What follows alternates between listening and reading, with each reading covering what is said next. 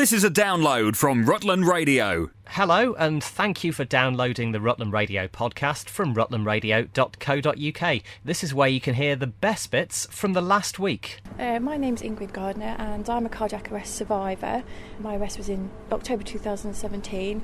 And shortly after my arrest, I was looking for some peer support and came across a Facebook support group, SCA UK, Sudden Cardiac Arrest UK. I've been involved in lots of meetups and various other get-togethers over the last couple of years. And today I'm at Barnsdale with the SCA UK to hold a seminar and a party for other cardiac arrest survivors and their families, just to show a bit of peer support and to let everybody know that they're not alone in a traumatic event in life. Well, absolutely. I mean, sudden cardiac arrest, does that mean that, other, say, heart problems will come on? Sudden being the fact that it just literally came from nowhere, or? Generally, sudden cardiac arrest is out of nowhere. It can be caused by an undiagnosed heart condition or a heart attack, but my personal experience was that I had a cardiac arrest out of the blue. They still don't know why it happened to me, and I'll probably never know why it happened. It was an electrical malfunction of some description, and thankfully I had early intervention, which means I'm stood here talking to you today. But yes, it's not necessarily something that people are aware of. Sometimes they've had a pre-diagnosed condition that has led to a cardiac arrest, but more often than not, no, it's then they find out what the cause was once they've had the cardiac arrest. It seems like there's a bit of sort of first aid training. There's community first responders here today as well. I guess it's about education as well, in terms of people getting a better understanding of what people like yourself are going through. Yeah, definitely. And we've got CPR classes here today, and like you said, the community first responders are here, because they're all involved in, the first response to a 999 call. It is something that obviously survival from a sudden cardiac arrest or a cardiac arrest, it is the statistics are grim reading, and there's less than sort of 1 in 5 less than 1 in 10 that come through cardiac arrest. So the idea of the group to be set up in the first place was to raise awareness. Unless you've been through something like this, you don't normally know the difference between a heart attack and a cardiac arrest. They're one in the same, but they're really not. And yes, if we can spread the word out there and get sort of word spread that how to use defibrillators, that they are out there in the community and how to access them, that people can get CPR training, it's all beneficial, and every little bit of help that is out there that people are aware of, the better it is for all of us. Highlights from the past 7 days, the Rutland Radio podcast. Now, when I talk about giving blood, I've done it a couple of times, but I instantly feel guilty I don't do it any more often. And I haven't done it for a while either. I really must get back to it. That's one of my big things that I've talked more about than actually done anything about, unfortunately. However, Les Rowley from Ketton has given blood how many times, Les? 150. 150, and how long have you been giving blood since? Since 1965. And what was it that actually made you start doing that, and what made you continue? We was loading a 645 Army loader at Alice Chambers, and the bucket fell off and went straight through the driver's leg. They tipped the bucket up, tourniqueted both parts, above the knee and below the knee, and rushed him off to Peterborough Hospital. So did he manage to save his leg? Oh yeah, he's still walking about on his own leg now, but he has to wear calipers. So do you have a rare blood group? I'm O-16 negative. So you're very much in demand for a lot of people. I'm a universal donor. Excellent stuff. And what would you say to people who, like me, are thinking, actually, I really must do that. That's a great thing to do, but I haven't got round to it for a while. Give blood when you can. And it takes literally like half an hour or so, doesn't it? I'm in and out within 20 minutes. And you don't feel lightheaded afterwards? No. Right. Fabulous. How does it feel for you getting to 150 pints then? I'm trying to get to 200 actually. Brilliant. Keep on going. And where do you go to give blood? I went last Wednesday to give me 150 first pint at the Holiday Inn at Peterborough. But I know there are more local places as well, is. like the council offices in Oakham and Well, Borderville in Stamford.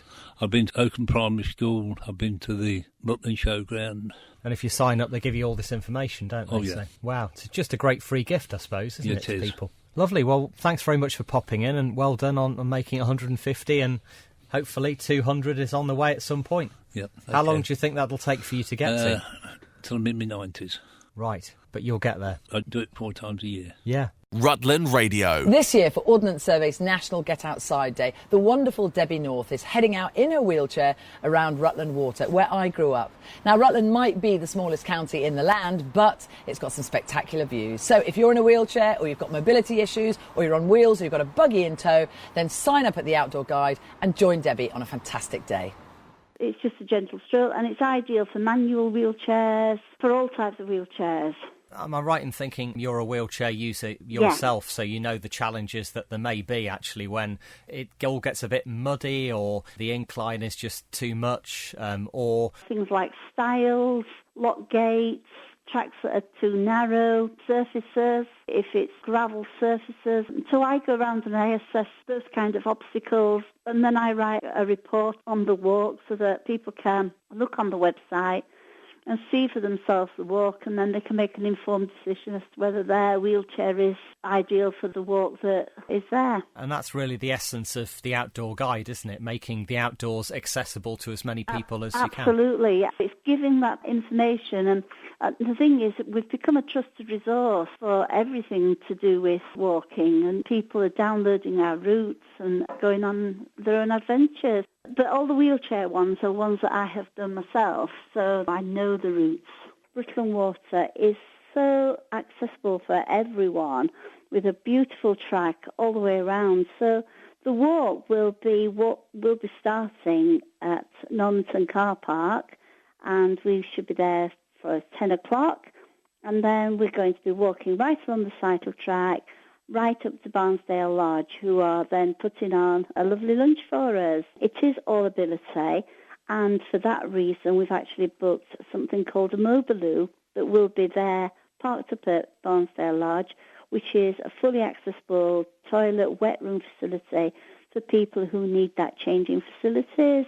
So yeah, come along and join us. It would be great fun. Rutland Radio's best bits on the podcast. So I'm here with Margaret Miles, the High Sheriff of Rutland. Every 2 years, the High Sheriff has the honour of actually seeing justice at work in Rutland and seeing it in Oakham Castle, the longest continuous courtroom in the country. How has the occasion been for you today? Well, I think it was a fine example of how our British justice system works, and the professionalism with which the cases are conducted is really quite amazing to see, and it was just an example of that today.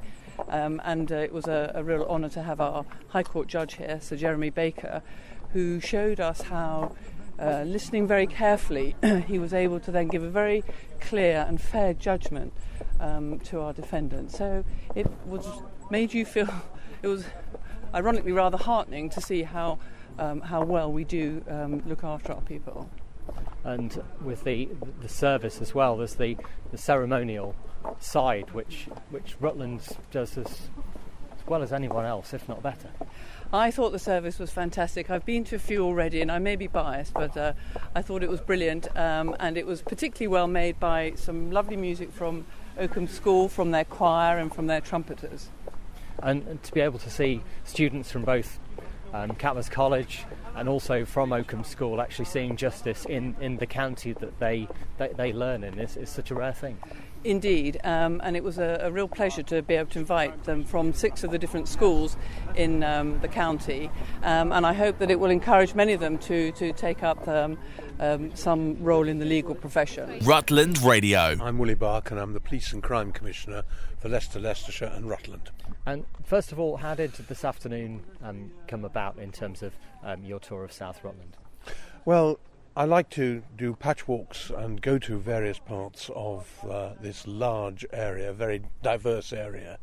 And I spend a lot of time, obviously, in the city and in other towns as well, and enjoy that. But also, I think it's really important not to forget the most rural areas, if I can call them that, where maybe crime isn't so frequent, but it still has the same effect on people, individuals who are the victims of crime. And I had the invitation to go to Caldicot and Lidington, and very happy to accept it. And it's also a beautiful day, so I'm looking forward to the visit. And as far as issues that are concerning the most rural parts, I mean, presumably things like farm security. Indeed, farm security, theft from farms, theft of vital sort of equipment that may not seem very much to others, but actually is vital to farmers and the way they work. Or also there are issues around hare coursing as well. And those I know that the Lincolnshire Police and the Leicester Police have worked very well together and hopefully had some results. But any crime, whether it's committed here in Rutland or committed elsewhere in Leicestershire, has a victim, and those victims need protection and reassurance too. So I'm really delighted to be doing this short visit this afternoon. The Home Office increase in funding towards particularly violent crimes, is that something that's likely to come to Leicestershire and Rutland as much as anywhere else? Well, we're one of the police force areas, 18 out of the 43, one of the 18 who've been given some government money to set up a violence reduction unit. We're calling it a violence reduction network. And of course, every part of the police force area, including Rutland, will benefit from that. Fortunately, violent crime, the kind of crime that you may see elsewhere, isn't committed so much in Rutland, but of course it does happen. And in that sense, of course, Rutland will be a part of the way we spend that money. We've set up this violence reduction network already, had a director there.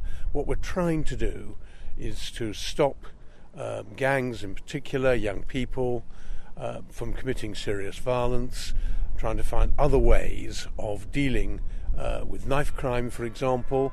There's a Scottish experience that your listeners will have heard of in Glasgow, where over a long period of time, it's not a short-term result, you use a provision, you use a kind of health method of dealing with it, not just an enforcement. And that's worked well in Glasgow, which was the knife crime capital of Europe, apparently. And hopefully none of this will apply very much to Rutland.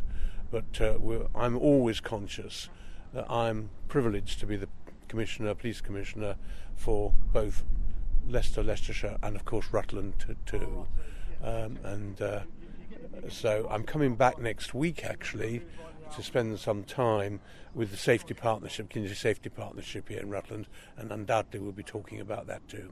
And we're standing outside Oakham Castle, which is the longest continuous courtroom in the country, which just seems absolutely incredible to be in the smallest county, that court is still maintained here. Not talking about the cases themselves, but just the fact that actually this can still happen, with obviously the support of the police, of the council, of the justice system, of the courts themselves, and this is still actually something which is able to, despite the consolidation, actually still be upheld. Yeah, I've actually practiced here in the castle when I was a barrister, which is a long, long time ago now, so I have an affection for it as well. And it's good to see it's being used as a court up to today.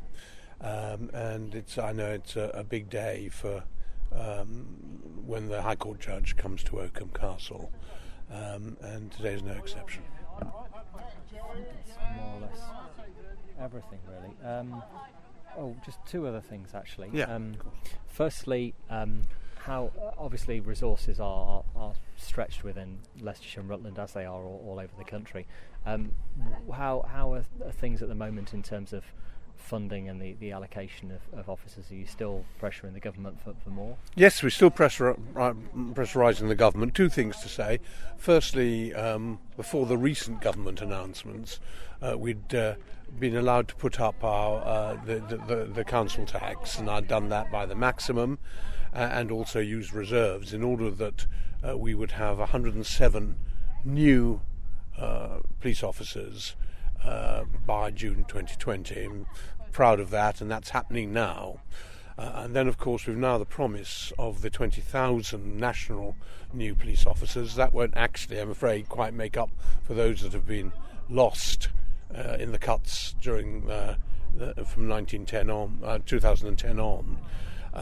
But it's very welcome, and what we don't know yet is how many are going to come to Leicester, Leicestershire and Rutland in the first instance by 2021. We're looking forward to the Home Office letting us know what that figure is going to be. But yes, there will be lots of new police officers, undoubtedly. Of course, many police officers retire, so the total number of new police officers will be very great. But I'm very glad the government has changed its mind and is now beginning to reduce the number of gaps that there are in the police service. But we've got a long way to go. We're still nowhere near the position we were 10 years ago. We've spoken about rural crime and the challenges faced. The issue of illegal drugs is still something that blights our community. Is that something that you think needs additional resource, and is it something that obviously the police continue to look at? Drugs are at the basis of a large amount of crime. It's like a commodity. It's money. It means a profit for someone, often for someone who is is miles away and who is using other people to do their dirty work for them. And so drugs are play a huge part in the work that our excellent police force has to do, and that'll be true here in Rutland as it is elsewhere. I think we're going to have to look at drugs law sometime in the future, but it's a very sensitive subject.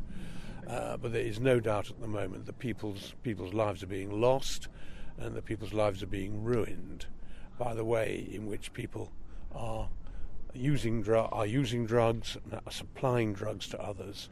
And it's something upon which I think the courts, the police and the courts have to be fairly severe.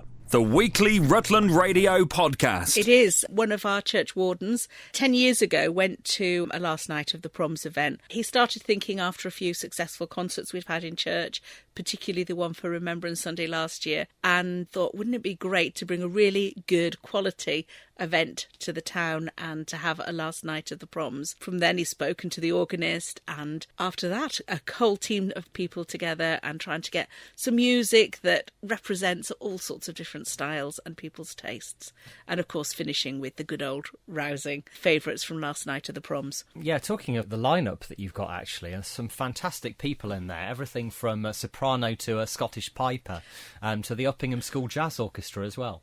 That's right, yeah. We're very lucky to have Catherine Griffiths as our lead soprano. She's head of singing at Uppingham School, and I think we'll bring a lot to that. But yes, a huge lineup, and starting with the Phantom of the Opera being played on the organ.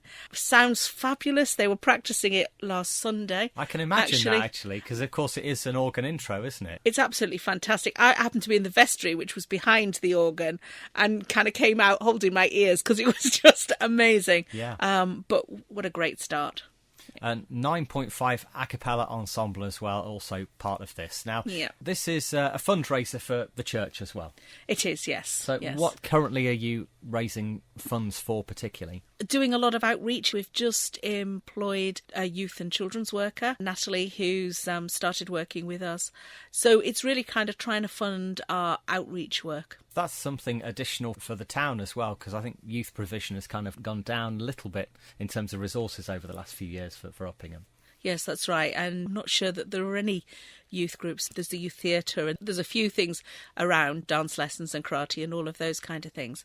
But certainly the provision that we used to have isn't there now. So, hoping that over this next year she'll be able to work with quite a lot of young people across the town. Rutland Radio. Tristan, Jude, Oscar, Holly, Freya, Max, Josh, Ruby, Elliot, Evan, Liam, Henry. And you've got 2 days down at the most famous place to play rugby. How does that feel then? Really exciting, because I've always wanted to play there, and I've always watched quite a few games there, and it looks really fun. So do you know what you're going to be doing and when? Well, we know we're having a tour later today around Twickenham Stadium, and then we've got the tournament tomorrow. And the idea is you play different countries, is that right? Yes, we'll be playing against a French school in London as well. And what about rugby for you? Do you all play here at Oakham or do you play at different clubs? Some of us play here at Oakham and some of us also play at Stonygate. And do you play at school as well? Yeah, How's tag rugby compared to like grown-up rugby, as it were? a lot different. Yeah, in what way? Tackling and all of that. Is it more kind of gentle, really, that you're doing it this way? Yeah, I think so. And finally, how does it feel to be representing Rutland? It makes me feel very proud, and my team will obviously feel proud as well, and we're representing our family as well and schools, so I think we should be really proud of ourselves. I think so too. I know you've already given us a cheer for the photo, but just one more cheer to send you on your way. In fact, actually, what about the parents who are here? They can cheer instead, why not? Cheer for everyone who's going to Twickenham today then, after 3. Highlights from the past 7 days, the Rutland Radio Podcast. It's Rutland Radio at breakfast time. I'm Rob Pisani. As often we say, you see the signs around town. In this case, you may well have seen some of the cast appearing at the Friday market in Stamford before the Georgian Festival, but dressed in similar costume. And we're talking about Stamford and Gilbert and Sullivan players. And Iolanthe is their next production. It starts next Wednesday night through to Saturday. And Chairman Ian Ferguson is back with us. Yes, a few of you have actually been to the market, haven't you, to publicise this? Yes, we did. We do this every year. Last Friday, Market Day in Stamford, about 8 of us in costume, walking through the market, telling the market stallholders and the people there about Iolanthe, our Gilbert and Sullivan offering for this year. And we had people in costume, and from time to time they would find a place where it wasn't raining and do some singing. And that, of course, people to gather round, and we were able to announce what we were up to. So we got a lot of interest in spite of the weather. And the changing face of Stamford, Gilbert and Sullivan, and you've got teenagers playing the lead parts of this one. We have. We've got a cast of 27 people, and out of those 27, 6 are teenagers, 2 are in their 20s. And it's wonderful, the amount of energy that they provide, which I noticed myself. The lead part of Iolanthe is played by a 15-year-old girl who's currently at Stamford High School, and Streffen, the leading man, is played by a 17-year-old. And it is wonderful to see the energy they bring, and it is wonderful to see them being able to get part in Gilbert and Sullivan, which has always traditionally been regarded as something that appeals more to the older generation. But, of course, the parts that they play are young people's parts. And so our director, Ruth Palmer,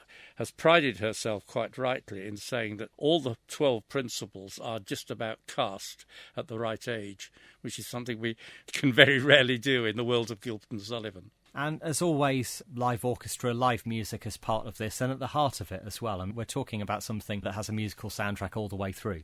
That's right, yes. It is played at the Corn Exchange Theatre, which has got a lovely orchestra pit. We're going to have a 15-piece orchestra, fully costumed with scenery and very traditional staging. I like to think that W.S. Gilbert would have liked the staging that Ruth has laid on. We're very lucky to have a very talented music director in Gavin Cooper. And if I can just say, and this happens every time that I'm involved in this lovely plot of Iolanthe, Gilbert wrote Iolanthe as a skit, questioning whether the upper house, the House of Lords as we now know it, is really necessary. And he makes this point very satirically by suggesting that a group of peers from Arcadian Vale could do just as well as the House of Lords. And whenever I've been involved in Iolanthe, there's always something that happening in Parliament that makes it topical. And of course, needless to say, Rob, this time is no exception. But you haven't got anyone who's coming in on a zip wire with a couple of flags who happens to look like he's been in a Force 9 gale. We don't have that. We don't have that facility, no. But always, but as you say, a fun night out, as well as actually something that's deep-rooted in our culture. Very much deep-rooted in our culture. And Gilbert's words are so clever. They are very, very funny. They've stood the test of time, but they're funny even 130 years after they were written. And I constantly am conscious of the fact that pronunciation and articulation has to be very clear, because people don't have to act humorously. The humour is in those words, very clever words. Nothing smutty, nothing that anybody could take offence to, just very, very clever humour. So tickets available from Stamford Corn Exchange, as always. Yes, that's right. Corn Exchange Theatre box office 01780 766 455. Tickets £15, concessions £14, children under 16 £8.50. And you would welcome people under 16 to come and appreciate this, as you know, some of the cast actually they may well identify with for that reason alone. They certainly might, and if anybody under 16 came along, and hopefully they would thoroughly enjoy the performance, and they'd be very welcome to come along and find me afterwards and say, hey, I'd like to have a go at this, can I join you next year? They would be most welcome.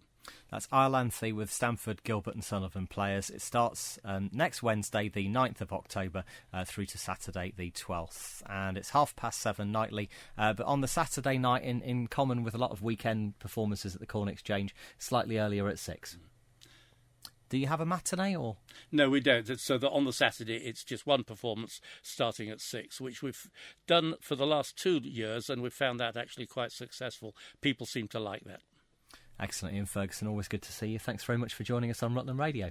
Thank you, Rob. Rutland Radio. Peter Voller, and I was one of the organisers. And this is the first time that Barradon's done a poetry-thon? Yes, completely. Yeah, never had a go at it before. So you had roughly 30 people taking part or sharing what they wanted to share? Yes, between them reading just under 50 poems. And at the beginning, we had 11 children from North Loughton School who came and did 3 poems for us, which was absolutely fantastic. The feedback's been that this could well be a regular thing for National Poetry Day each year. Yes, I think people were intrigued by the fact that everyone chose such different poems, and being in the audience was a very positive feeling for them. And everyone read, and everybody appeared to enjoy it. Rutland Radio's best bits on the podcast. Well, he's our hero of the week just a couple of weeks ago, and that was just for one incident which he managed to solve and step in. But he's now Leicestershire and Rutland's Beat Bobby of the Year. It's PC Joe Lloyd. That's a big title, isn't it? How many Beat Bobbies are there across the force? To be honest, Rob, I'm not sure. There are, I think, around about 60 beats, but some of them have multiple officers. So I think if you're looking around about, I would say, 90 police officers that actually carry out the role that I do. So I would say, yeah, about 90. And how was it actually accepting that award? Because actually, that's almost like you're accepting it for the area in a way. Yeah, absolutely. And I'd like to point out that I've been presented this award. It is an individual award, but for me it is about the small team that we have here in Rutland, really close-knit team, and I think I've already accepted it on behalf of myself and my colleagues, because without them I wouldn't be able to do what I do. So especially Nicole, who's my police community support officer, she's fantastic, takes on work so I can do other things, and along with Laurie, Pete and Josh and Darren Richardson, our sergeant. So yeah, I really appreciate all their help as well. Yeah, that is Rutland Police, basically, isn't it? What you've just said. Well, you've missed 2 out. You've missed, yes. Sorry, Di and Andy. Yeah, so yes, yeah. But not all that many to police, which is what is quite a big area. And this is something that you were nominated for. How much do you know about the process of it? My understanding of the process is, there are different categories. Most of those are internal sort of awards that are decided internally. So for this, you have to be nominated by members of the public. So I've obviously been nominated, and people have to sort of say why, and then we do a bit of work, to be fair, ourselves to sort of highlight some of the things we've been doing, and it goes to the panel which has the Chief Constable, the editor of the Leicester Mercury, Police Federation and others, and they basically decide on who should win. So for me, actually, being nominated by the public is the most important thing. And I really do appreciate anybody and whoever did actually do that for me. And I understand it's not only supporting the wider community, but also the veteran community that you've been recognised for. Yeah, absolutely. I mean, I wouldn't like to take too much credit because I know Tracy and Mark could do things like the Oakham Armed Forces Breakfast Club, the County Council have an Armed Forces officer. They do a great deal of work. But I'm a veteran myself. It feels weird saying veteran. That seems very American, but I think we're accepting it more in this country. I understand some of the issues that soldiers, sailors, and airmen have. Particularly when they leave the forces. I go to sort of the Breakfast Club, and hopefully those people can vent to me, tell me things. I'm always there. I'm a champion for them if they need that champion. And how difficult is it to just step aside from your job whilst you're local and just say, look, this is me, not PC Joe Lloyd. I'm just Joe. I'm just doing my thing. Well, I think you'll know better than most. Yes, I exactly. see you laughing. Yeah. At the end of the day, I chose to apply for the job to be a beat officer in Oakham. I knew what that would entail. My wife kind of doesn't come shopping with me anymore because, I kind of get stopped in shops. And it's not about being any kind of celebrity status, but people want to tell me things, and I'm absolutely here 24/7. I think, I'm kind of an old-style beat Bobby. I am as visible as I can be out on foot, even though people say they never see us. I am out. But I'm also kind of the 21st century beat officer. I'm visible online. I want to interact with the community. So even when I'm off duty, I'm never actually off duty. But I accept that, and I think that's a benefit for the people of particularly Oakham and Barleythorpe, but Rutland as a whole, that you've got myself and Laurie, for example, another beat officer. We live here, and you're only going to get a really good service from people that actually have a vested interest in the community, which we do. And what made you actually apply in the first place? And what is it that gets you up every day and to work? What kind of, what's your motivation? I mean, initially I was in the army. Like I said, I was very happy. And then I met my wife. And I'm not going to blame my wife at all. But I was based in Germany. I just don't think it would have suited my wife. She's a very independent person, people that have met and know. And to be honest, I've always, thought about the police. I'm very sort of community orientated. My early career was very much about the sort of, I say, the wham bam sort of, lock 'em up. But now, as you get a little bit older, we were just talking about that before. Your priorities change. So yeah, for me, that's why I joined. And my motivation for getting up every morning, I've got 2 children, 17 and 7, and if I can make their world better, that's my motivation to get up, and everybody else actually benefits from that. And I love my job. If I didn't, I wouldn't do it. And it does seem also that you not necessarily get a free rein, but a lot of what you do is because of what you put into it. Yeah, I think that's really. I think as a beat officer, we're quite autonomous, and we're called like beat manager. It's my responsibility. There are about 13,000 people that live, in Oakham and Barleythorpe, and I'm as a police constable, sort of in charge of that overarching sort of community for the police. And that's what I love about it, because you are trusted to get on with it.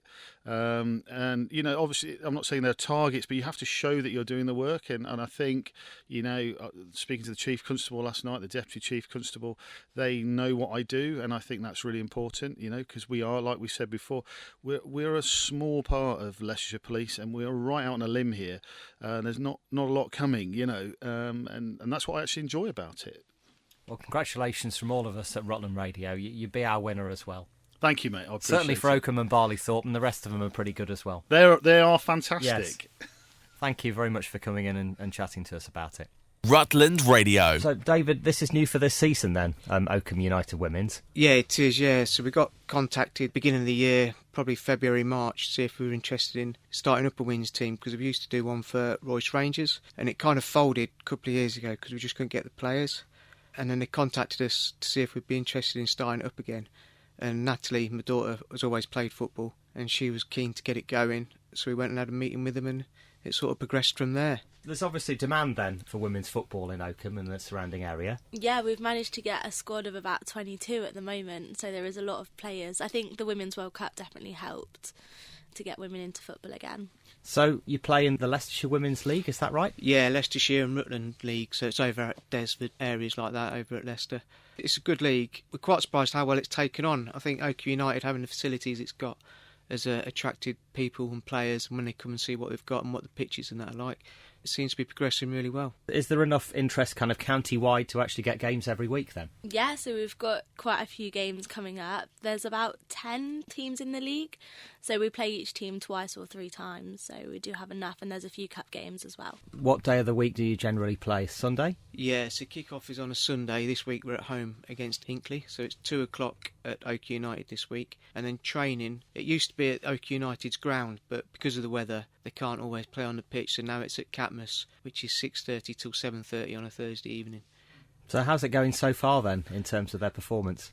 Not too bad, because it's a new team and they're all just working out how each other play and getting their positions right. And then from our point of view, sussing out what the players' positions are and how they're getting on. Last week was a great game. It was 7-6, lost, but we're scoring, just got to stop the goals going in. This weekend we're playing Hinckley. We played in a cup match. Again, we lost 5-1, but that was our only second game together.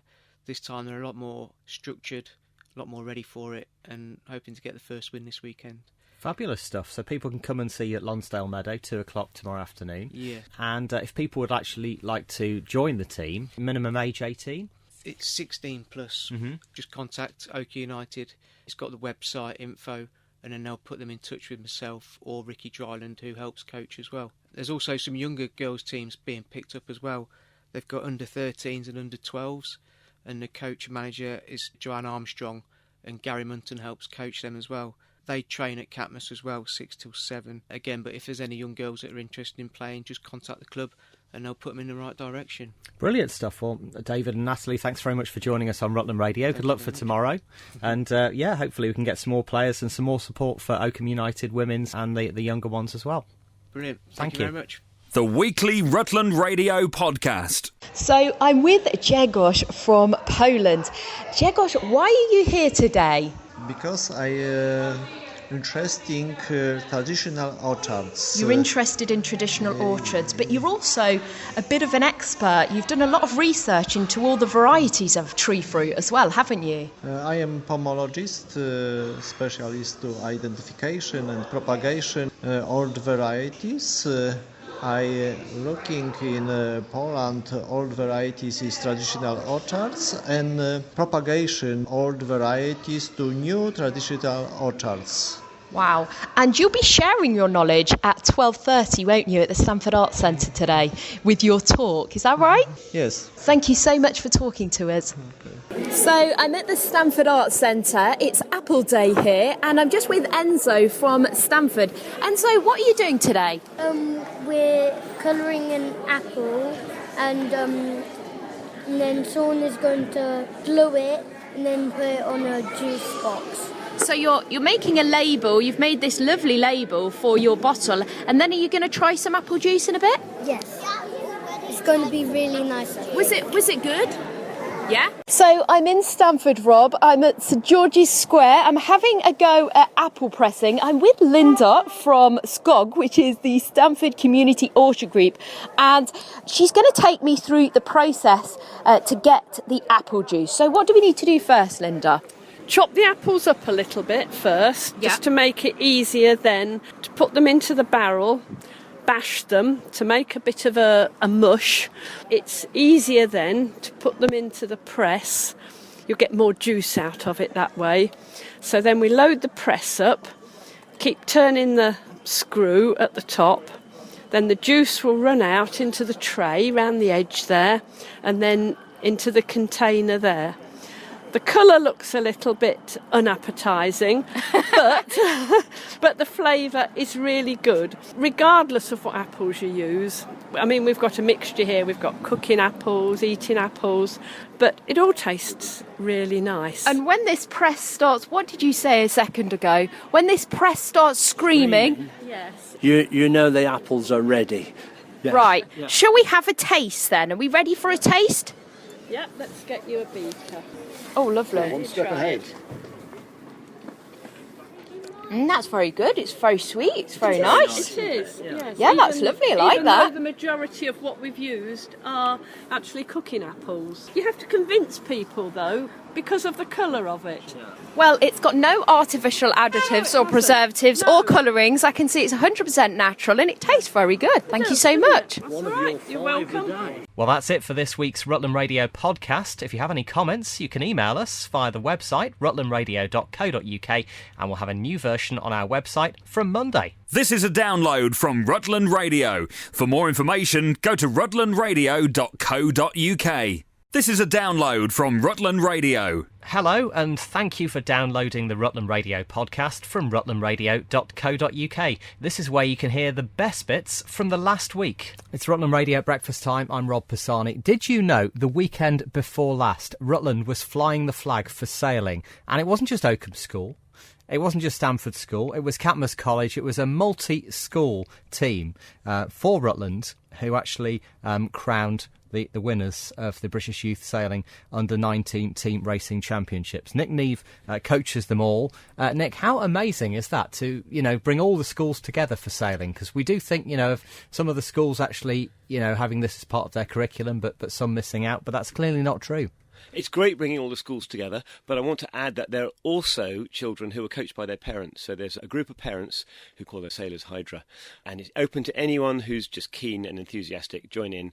And then, as schools, we've got the coaches together, put our pupils together, put our boats together, put all our resources together, which means that if there are 6 in a team and I've only got 5 sailors, I would have to not go. If I had 7, I'd have to leave someone behind. By mixing together, we just get to take lots more teams. We had 5 teams at the National Championships. 5 teams from the Rutland area. Nearly 10% of all the competitors were from Rutland. How amazing is that? So whereabouts did the RYA Championships take place? So it happened at Oxford at Farmore Reservoir. Every year, it's always the October weekend, just at the beginning of half term.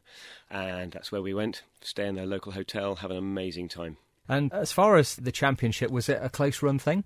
It's close, yeah. It starts off with a round robin where each team sails against all the others, sorted into a league, and then the top 4 go through to semis and finals. So we had 2 teams in the semis, one in the under-19 semi, one in the under-16 semi. And once they were into the finals, you're up against excellent teams, so it's not going to be an easy run. All teenagers? All teenagers, all school age. Under-19 was the age limit. There's one who's at college at Stamford, I believe, and then there are Catmus College. There was one pupil from Uppingham, some from Oakham, some from Stamford, some from King's Peterborough. There may be others I've missed out. So if teenagers are listening and think, I'd love to do that, it really is that accessible. It's completely accessible. Go along to your local sailing club, doesn't have to be Rutland. There's so many amazing things about sailing. One is, you're never going to play football against Ronaldo, but you can sail on the same pitch as Ben Ainsley or Olympic sailors. You can do that. You can go and sail for your country. Been sailing for a couple of years. You can still go and compete for Team GB. And it's gender neutral. And also, as a teacher, I can put a 16-year-old and a 12-year-old in a boat together or against each other, and there are not many sports you can do that. No, absolutely. It was the Rutland Green team that actually won, wasn't it? We gave them all colours rather than calling them after schools, and we've deliberately made no team have only one school. So they were always mixed, and the Green team won the National Championships. And that was the one with the head boy from Catmus College leading it. Ben is head boy at Catmus College. Brilliant stuff. Nick, thanks very much for joining us on Rutland Radio. Thank you. Highlights from the past 7 days, the Rutland Radio podcast. Good morning. Good morning, and how are things with you? Well, not bad. I've still got this silly cough, but everybody else has. It's lingering on. Yeah, there's a lot of viruses around at the moment, aren't there, knocking people out, knocking people for 6, really? Yes, it is, and I think it's Brexit. Do you? Blame I'm Boris? blaming Brexit. OK, fair enough. Whatever you think. And how was your weekend? Well, it's quite nice, really. I've been getting ready for the plumbers. They said they'd be here at 8, but there's no sign. I hate that. I think it's rudeness when you're late for something. It's difficult. Maybe they've just had to pick up some extra parts. Let's be optimistic about it. You're always so kind, you know. I try and give people the benefit of the doubt because, you'd think that wasn't their intention to start late because they'll have to finish late and they won't want that, will they? No. I went out to Sainsbury's. My friend rang up. Do you fancy a coffee? Off we went. I went shopping on Saturday. My life's spent shopping, you know.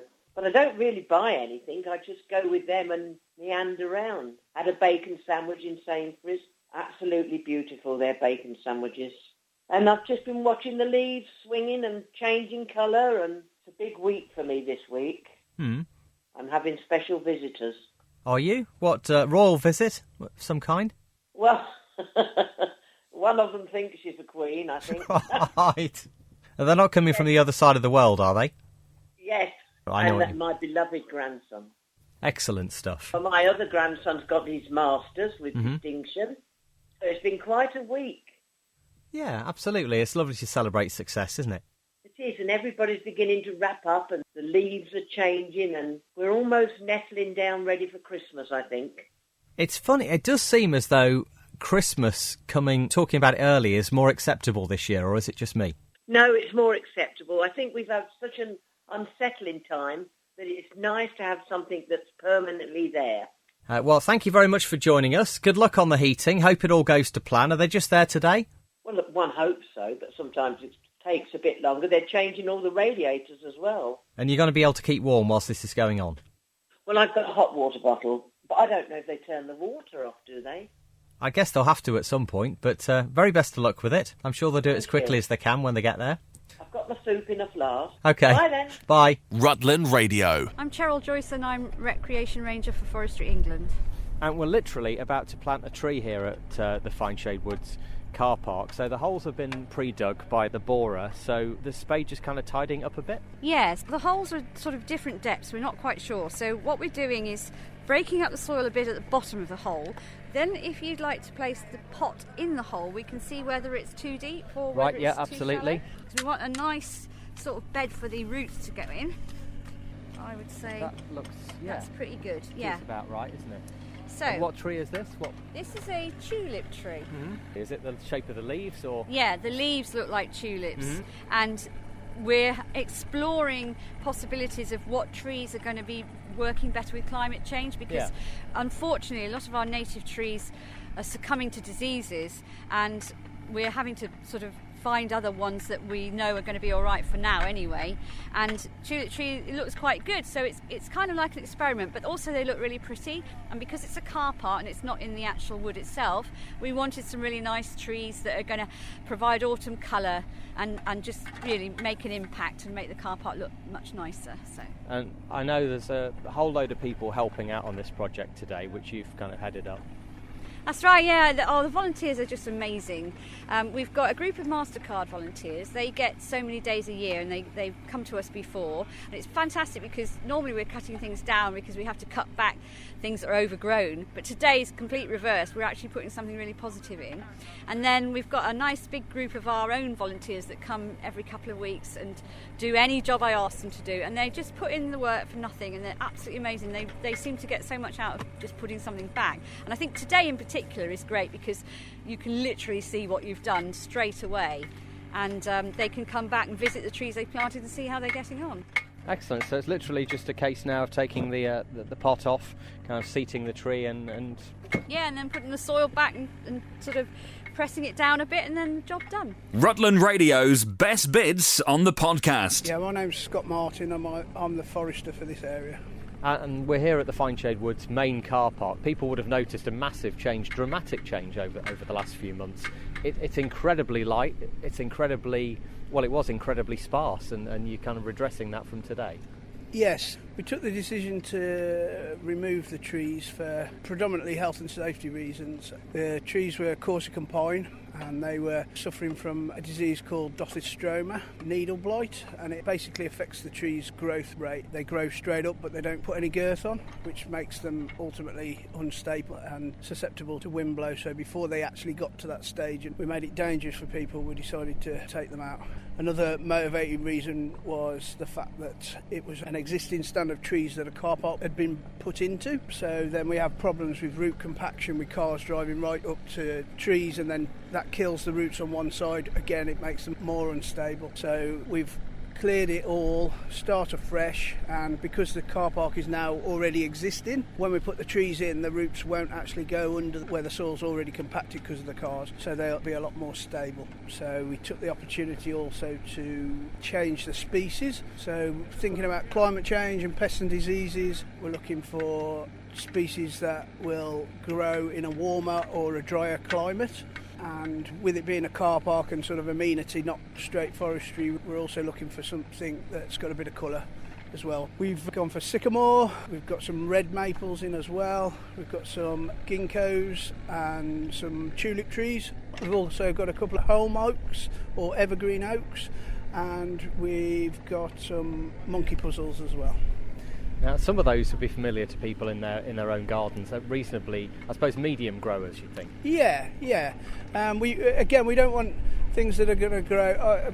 Apart from the monkey puzzle, they get quite big, but all the rest probably sort of medium-sized trees. So we're not, obviously, with them being in a car park, we don't want to be making problems for ourselves in the future. So we've gone for things that we think we can manage in the future without too much intervention. Because obviously we don't want to close the car park again or anything like that.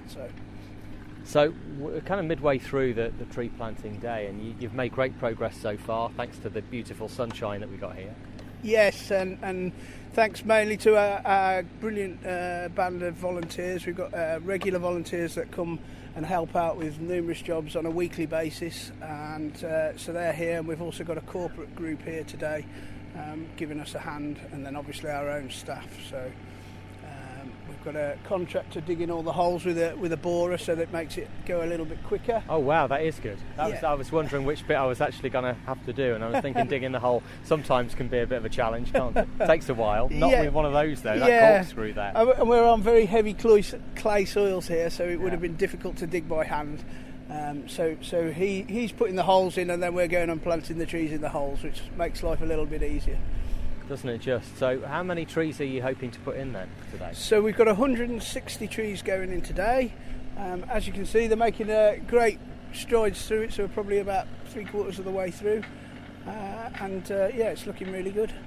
And what sort of time period are we looking before it looks kind of established then?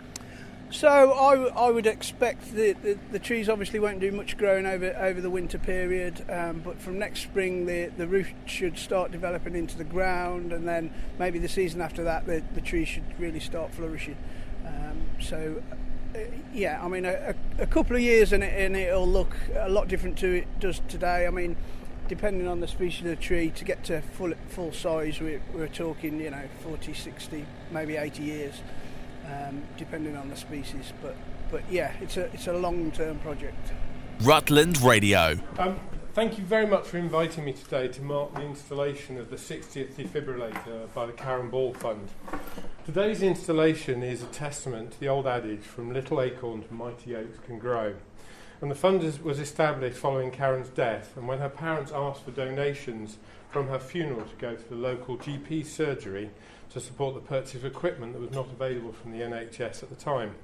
That first purchase was a syringe driver. Now, 31 years later, the fund has equipped villages across Rutland with 60 defibrillators, and they have the potential to save many lives should they be needed.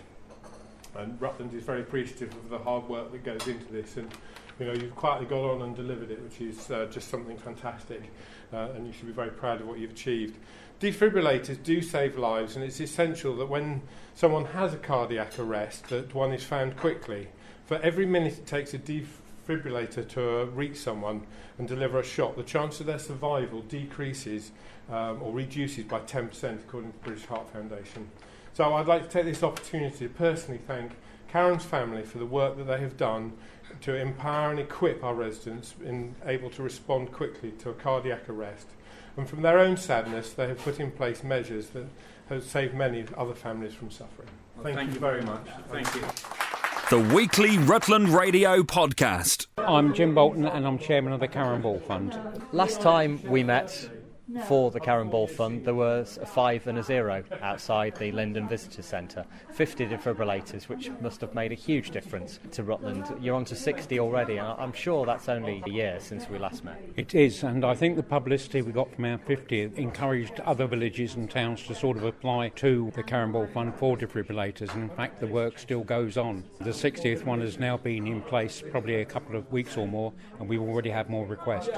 So it just continues, really? Absolutely. Absolutely, and as a result of the publicity from this one, no doubt we will get more requests. Because from a defibrillator point of view, if you need one, you need it round the corner. Absolutely. I mean, Juliet can tell you more about it. She's a community first responder, and I know some of our defibrillators have been used already to save lives. So yes, they've been well worthwhile. And Juliet, you're nodding there. It is minutes, isn't it? If someone needs one, they need it quickly. They do, within 5 minutes.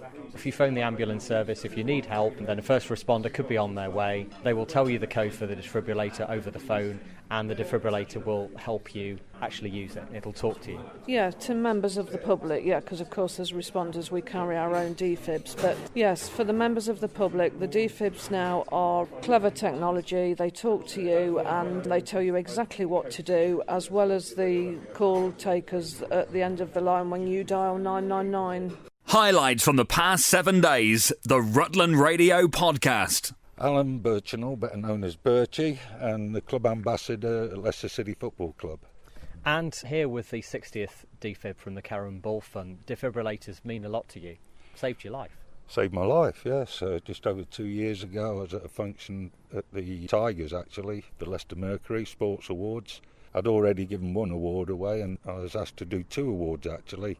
Our CEO couldn't make it, Susan Whelan. She asked me if I'd mind doing her award, so I went up with Mark Selby, the snooker player, friend of mine. We made the presentation, came off stage and collapsed, had a cardiac arrest, and had it not been for certain people in the audience that night, you wouldn't be doing this interview with me. Unfortunately, CPR was administered to me on the spot, and at the Tigers ground was a defibrillator, and the lady who was a nurse at the cardiac unit at Glenfield Hospital was in the audience. She took charge along with others. Next thing I knew, I was in the ambulance on the way to Glenfield Hospital. Apparently, I was told next day as I woke up in the ambulance, I just thought I'd fainted, but I was told that I'd actually died for 7 minutes, and a defibrillator brought me back. I've got an ICD installed inside my body, which is an internal cardiac defibrillator, and hopefully it won't be used.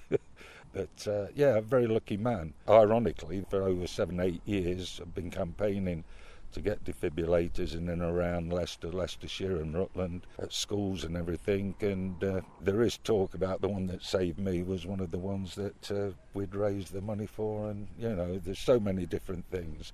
But what I've got to say is it's so important. People like Juliet out here at Cottesmore, and that's why I've popped out here now, just to show the support that I'm living proof that these defibrillators do work. And I'm so pleased that the kids were here from the local football team as well, because that's where it starts. They learn that, and they save a life.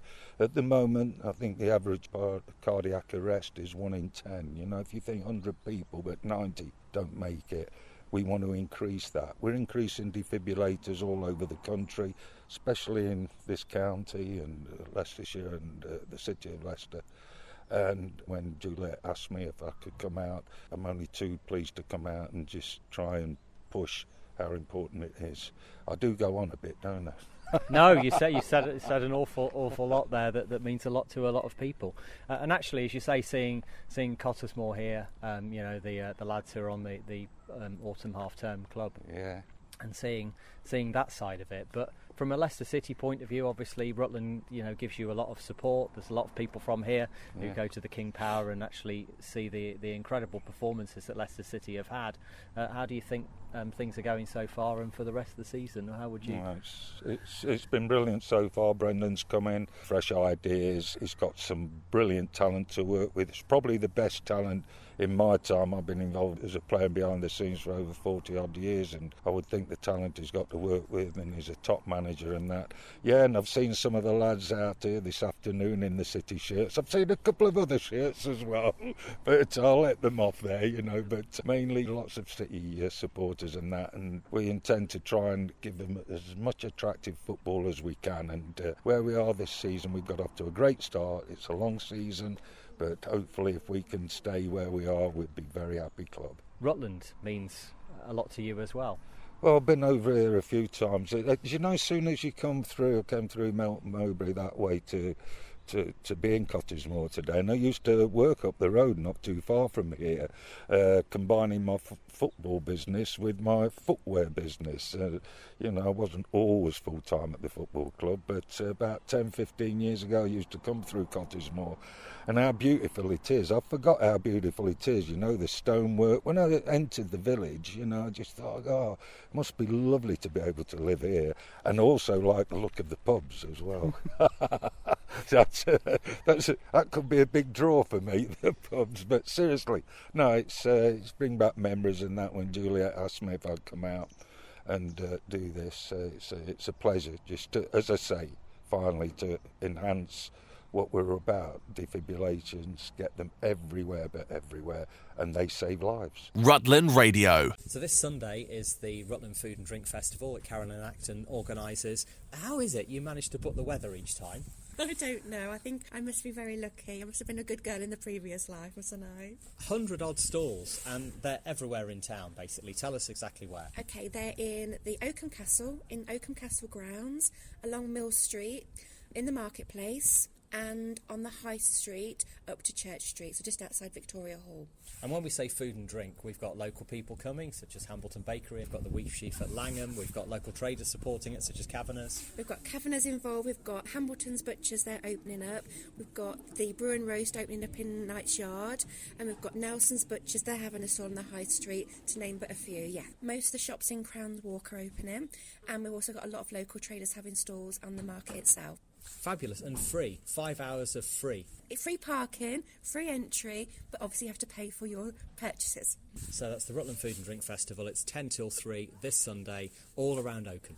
It is, and kindly sponsored by Smith Elliott and Farmer Lou, and there can be music and dancing too, so please come along. Rutland Radio's best bits on the podcast. Thanks, Rob. So I'm at the Mistletoe Fair, and thankfully it's nice and dry in here. There's lots of mats, so it's very easy to walk. And I've just met Mandy, who's a silversmith from East Leek. Mandy, what are you making there? Oh, hi. I'm just making some little ivy leaves in copper because I cut everything out myself. I do it all my own work. And when I'm at home, I'll make them into these lovely necklaces that you can see over here. They look beautiful. Oh, thank you. So you make everything I here? make absolutely everything. I have my own hallmark at the Birmingham Assay Office, so all of my work is hallmarked with my own specific hallmark. So That's lovely.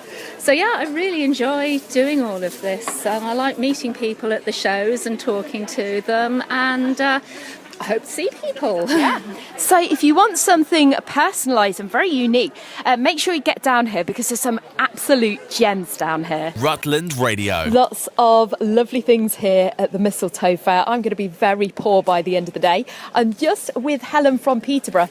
Helen, what have you got here today? Hello, I knit, I do needle felt, make lots of different Christmas decorations. For examples, I've got gingerbread men here, crocheted. I've also got handmade quilled Christmas cards that are all individually made. What are they? Tell me they're not sprouts. Oh yeah, they're Brussels sprouts. Everybody's got to have a Brussels sprout for Christmas. Little crocheted Brussels sprouts as place settings. That is genius. And they've got eyes on as well. They're the only sprouts that I like. They are mine as well. I will not have any others in the house. Rutland Radio's best bits on the podcast. Hiya, Rob. So I've just migrated towards this pudding stall. It's Christmas puddings. And there's one here called Mango and Brandy. There's all sorts of varieties. Now, Ian, if this is Christmas pudding, how can it be Christmas pudding if it's not traditional Christmas pudding? They're all based on traditional Christmas pudding, but they've all got variants of flavours. Mango and brandy is a very popular one. The beauty, they've all been cooked for 6 hours in a copper and literally hung up to mature. So they're cooked the old traditional way, but there's various flavours up to 9, and you've got things like chocolate and orange, chocolate rum and raisins, some superb flavours. Also lovely tasters as well for people to try. So for people like me who hate Christmas pudding, there'd be a Christmas pudding for me here. Yeah, surprising actually. Our chocolate and orange is one of the most popular. We also seem to get quite a few people converted back to Christmas puddings that don't seem to like them, but we've got some wonderful flavours for people to try. Let's see if you can convert me. hopefully you'll try this chocolate and orange and see what you think. So I'm with Angie, and she's got some rather nice smelling spiced rum. Where's this from, Angie? This is our Rutland spiced rum. It's put together on Holy Island in the North Sea. It's Christmas in a bottle. Lovely and warm, beautiful drink. It Very smells much beautiful. It does smell beautiful. It does smell like Christmas in a bottle, It doesn't it? It does. It's 37.5% alcohol, but it's sweet and it leaves a beautiful aftertaste. And what are these sheep pictures over here? So I also have a farm in Devon and I make jewellery from their wool. So it's all made by myself, all our own designs. And there's the sheep that's on the gin and the rum bottle is the sheep that's on the front of the table there. And what's his name? She's called Gail. Oh, she? Yeah, she's called Gail and she had triplets this year. Wow, Gail's very good to you, isn't she? She is. She's very good on the bottle of the gin and the rum, and she's very good at producing lovely wool for us, which I wear on the farm, in and out the shower. You never need to take it off. It's beautiful bespoke jewellery. Well, that's it for this week's Rutland Radio podcast. If you have any comments, you can email us via the website, rutlandradio.co.uk, and we'll have a new version on our website from Monday. This is a download from Rutland Radio. For more information, go to rutlandradio.co.uk.